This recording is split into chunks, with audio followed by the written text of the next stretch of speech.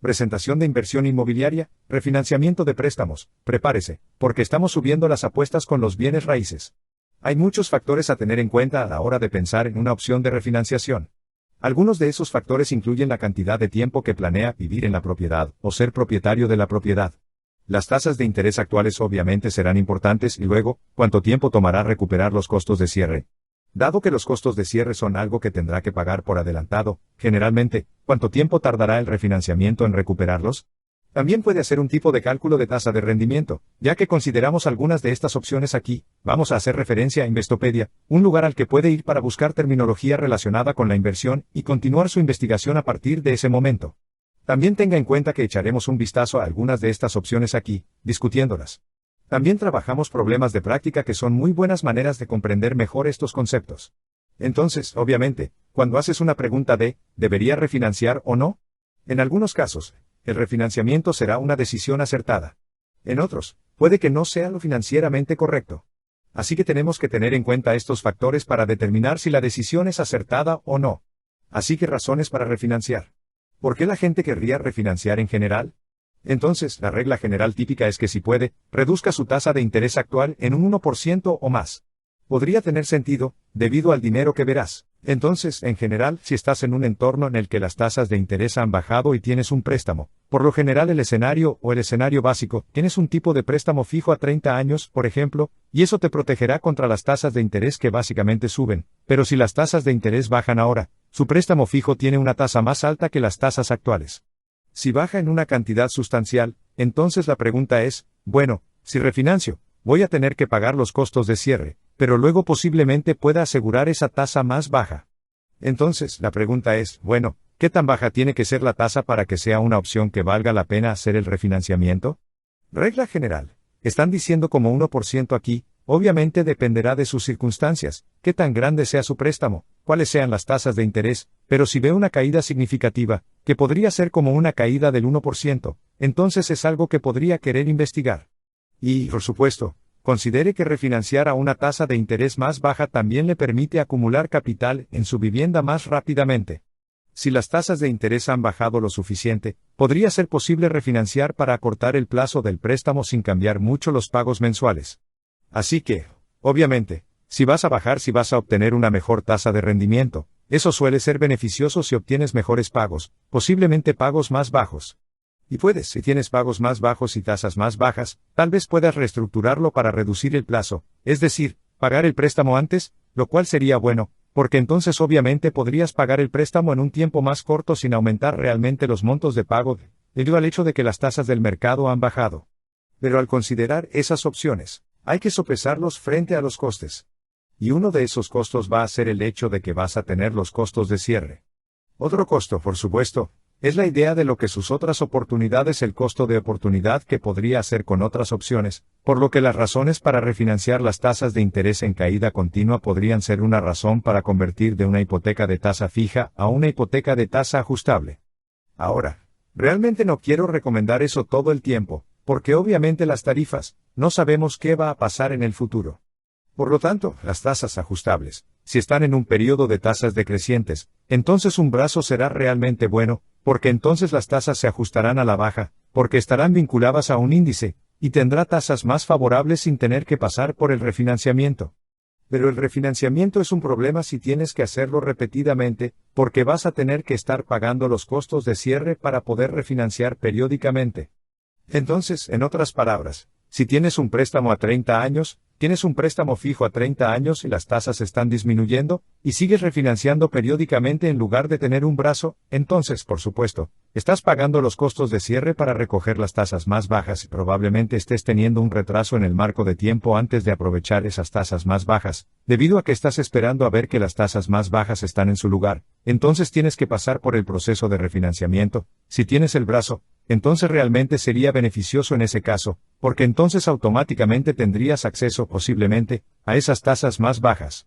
Sin embargo, por supuesto, no sabes lo que va a pasar en el futuro, y no sabes que las tasas de interés van a disminuir, así que si crees que las tasas de interés van a seguir disminuyendo, podrías usar esa estrategia. Pero también hay que tener en cuenta que eso no es necesariamente lo que va a pasar, y si los tipos de interés suben, hay que tenerlo en cuenta a la hora de tomar decisiones.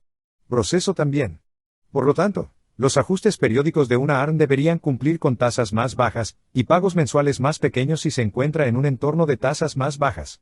Por lo tanto, si se encuentra en un entorno en el que las tasas están por los suelos en este momento, no es probable que vayan a bajar.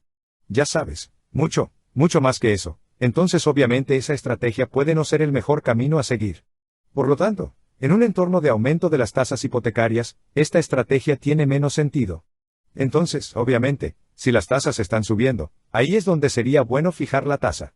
Por lo tanto, fijar la tasa, es decir, tener una tasa fija, suele ser beneficioso en caso de que los precios suban, porque ahora tendrá ese ajuste. Ahora no tendrá esa tasa fija, aunque la tasa fija generalmente será más alta debido al hecho de que, si tuviera una tasa ajustable, al menos por adelantado, porque está asumiendo menos riesgo, más riesgo de lista estará en el lado del prestamista. Además, por supuesto, la tasa fija reducirá el riesgo y eso va a ser parte de la razón por la que a la gente le gustan las tasas fijas, especialmente si estás allí durante un largo periodo de tiempo, porque eso te da más estabilidad sobre los pagos y demás. Por lo tanto, los ajustes periódicos del brazo que aumentan la tasa de interés de su hipoteca pueden hacer que la conversión a un préstamo de tasa fija sea una buena elección. Así que claramente, si estás en una situación en la que tienes un préstamo tipo brazo, y estás pensando que en el futuro va a haber aumentos en las tasas, luego sería prudente refinanciar para fijar la tasa en ese momento, aunque podría ser una tasa más alta al menos por adelantado, porque entonces no se verá afectado por esos aumentos de tasas en el futuro. También podría ser prudente hacerlo si tiene aversión al riesgo, y le gustaría básicamente reducir el riesgo en algún momento cuando sea plausible hacerlo, haciendo el refinanciamiento y entrando en el préstamo fijo por esa razón también. Así que considere los costos de cierre. Ahora, este va a ser el factor que siempre está apagado. ¿Sabes lo que tienes que soportar? Básicamente, vas a dar dinero por adelantado para pagar los costos de cierre, para procesar y hacer todo esto, y luego, en esencia, vas a obtener básicamente una especie de retorno. Se podría pensar en ello como una especie de problema de flujo de caja. Ponemos dinero por adelantado, y luego tiene una cantidad menor de los pagos debido a la tasa más baja que tiene, y o paga el préstamo más corto en un periodo de tiempo más corto. Entonces, ¿cuál es el beneficio? ¿Cuál es mi rendimiento de ese flujo de caja? Y luego puedes comparar ese retorno de flujo de efectivo con lo que podrías hacer con el flujo. Es decir, ¿cuál es mi costo de oportunidad si pongo mi dinero en otro lugar que no sea pagar el refinanciamiento? Por lo tanto, su desembolso tendrá que cubrir los cargos del seguro de título, los honorarios de los abogados y los impuestos de tasación, las tarifas de transferencia, todo ese tipo de costos de cierre, estos costos de refinanciamiento, que pueden estar entre el 3% y el 6% del capital del préstamo, son casi tan altos como el costo de una hipoteca inicial y pueden tardar años en recuperarse. Así que tenga en cuenta que el proceso de hacer el cierre podría ser un poco más fácil para el refinanciamiento, porque no estás haciendo todas las compras. Es solo un refinanciamiento, pero los costos aún pueden ser bastante altos, solo en términos de los costos de cierre. Así que, por supuesto, son importantes y hay que tenerlos en cuenta. Por lo tanto, si está tratando de reducir sus pagos mensuales, tenga cuidado con el refinanciamiento sin costos de cierre de los prestamistas. Por lo tanto, los prestamistas pueden estar diciendo, oye, tenemos este tipo de opción sin costos de cierre. Pero tenga en cuenta que si dicen que no hay costos de cierre, en realidad no es un nombre inapropiado en el sentido de que están ganando su dinero de alguna manera, forma, ¿verdad? Por lo tanto, pueden agregarlo al capital o pueden ajustar la tasa de interés. Por lo general, si no tiene costos de cierre, y tiene que mantener la herramienta de propiedad hasta el final del periodo del préstamo, el prestamista probablemente estará mejor que si pagara los costos de cierre por adelantado. Entonces, tienes ese tipo de problema de tiempo en cuanto a si quieres tomar un costo de cierre sin costos versus costos de cierre. Hemos hablado un poco de eso en el pasado. No entraré en demasiados detalles aquí, pero aunque es posible que no haya costos de cierre, es probable que el banco recupere esas tarifas dándole una tasa de interés más alta. Así que básicamente van a decir que no habrá costos de cierre, pero aumentarán el diferencial y la tasa de interés, ¿verdad? Eso significa que todavía van a recuperar su dinero si mantienes el préstamo durante todo el periodo de tiempo, y luego puedes entrar en si lo mantienes o no por un periodo más corto o no, y así sucesivamente. Así que considere cuánto tiempo planea quedarse en su casa. Por lo tanto, querrá calcular cuáles serán sus ahorros mensuales cuando se complete el refinanciamiento. Supongamos, por ejemplo, que tienes un préstamo hipotecario a 30 años por 200.000 cuando asumes el préstamo por primera vez, tu tasa de interés era fija en 6.5%, y tu pago mensual era 1.257, si las tasas de interés caen a 5.5%. Así que ahora han disminuido en ese 1% que dices, las tasas son más bajas. Necesito ir a refinanciar. Me va a ahorrar dinero. Y eso es lo que vas a hacer. Así que sube. Esto podría reducir sus pagos mensuales a 1.130 o un ahorro de 127. Entonces, si refinancias, vas a decir que ahora obtengo esta tasa más baja. Así que eso es genial. Eso significa que mis pagos se redujeron en 127, por lo tanto, estoy ahorrando, en esencia, 127 por mes. Si toma los 127 pagos mensuales por 12 pagos, obtuvo un ahorro anual de 1.524 en los pagos. Sin embargo, tuvo que pagar los costos de cierre para ahorrar ese dinero de sus pagos. Y por lo tanto, podría hacer una especie de análisis del punto de equilibrio, o un tipo de cálculo del periodo de recuperación, para que pueda calcular su costo total de cierre para el refinanciamiento. Así que, obviamente, hay que pensar en cuánto va a costar refinanciar. Digamos que le cuesta 2.300 refinanciar. Eso significa que lo pones por adelantado para ahorrar una cantidad anual. Entonces puedes dividir los costos de cierre, 2.300 divididos por los ahorros anuales. Eso significa que vas a recuperar tu inversión de los 2.500, tu inversión en los costos de cierre, la salida por adelantado de los ahorros anuales de 1.524, en aproximadamente 1,5 años. Por lo tanto, si planea permanecer en la casa durante 2 años o más, su refinanciamiento a partir de esa base se amortizará solo.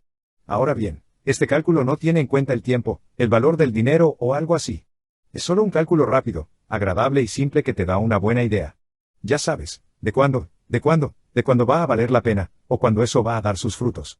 También es posible que desee hacer una tasa de retorno, a la que echaremos un vistazo en un segundo aquí. Así que considere un seguro hipotecario privado. Por lo tanto, el PMI lo tenemos durante los periodos en que los valores de las viviendas disminuyen. Entonces, si tuvo un periodo en el que el valor de la casa disminuyó, es de esperar que no. Pero si ese es el caso, entonces muchas casas se tasan por mucho menos de lo que se han tasado en el pasado. Entonces, entras en una situación de refinanciamiento y tienes menos capital en la casa, entonces el prestamista va a ser más escéptico a la hora de otorgar un préstamo, porque ahora hay menos capital en la casa y, por lo tanto, no tiene tanto apoyo.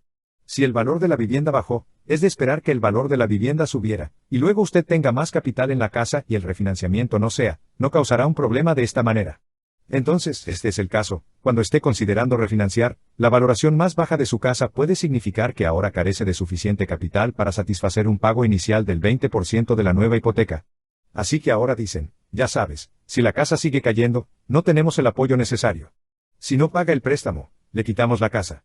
Si la casa básicamente se hunde, entonces ya no respalda el préstamo de la misma manera, ¿verdad? Por eso es un problema. Por lo tanto, para refinanciar, se le pedirá que proporcione un depósito en efectivo más grande de lo que esperaba, o es posible que deba tener un PMI de arrastre, lo que en última instancia aumentará su pago mensual. Por lo tanto, podría significar que incluso con una caída en la tasa de interés, sus ahorros reales podrían no ascender a mucho en ese caso.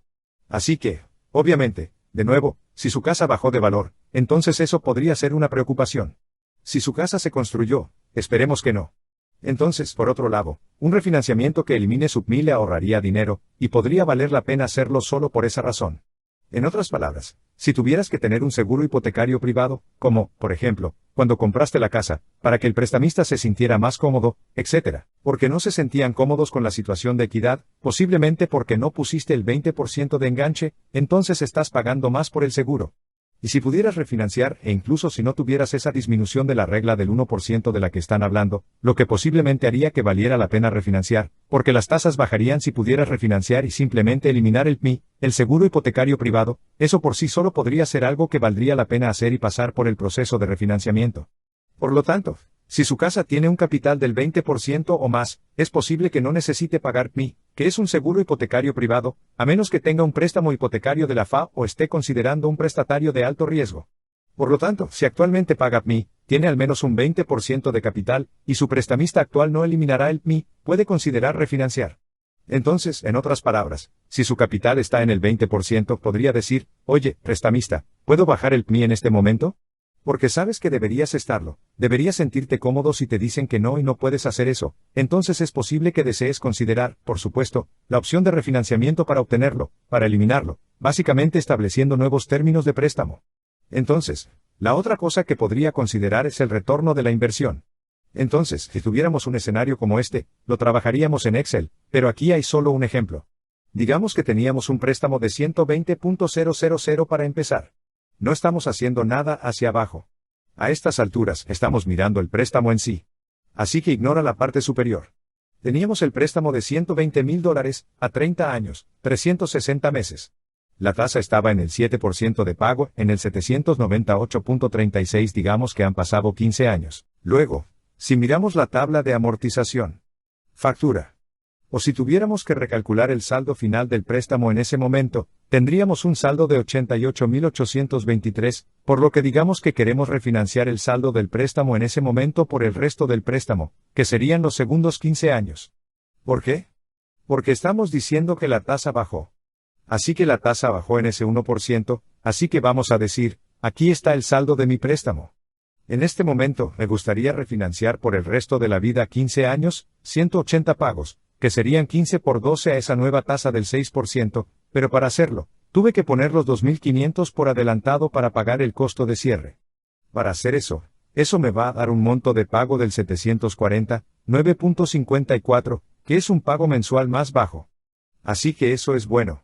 Podría tomar la diferencia en esos pagos, que creo que va a ser el 49 alrededor de podría dividir eso entre el hasta las tarifas, determinar básicamente el punto de equilibrio, la forma en que hablamos de que también puedo tratar de averiguar cuál sería la tasa efectiva y hemos visto ese cálculo en problemas de práctica anteriores.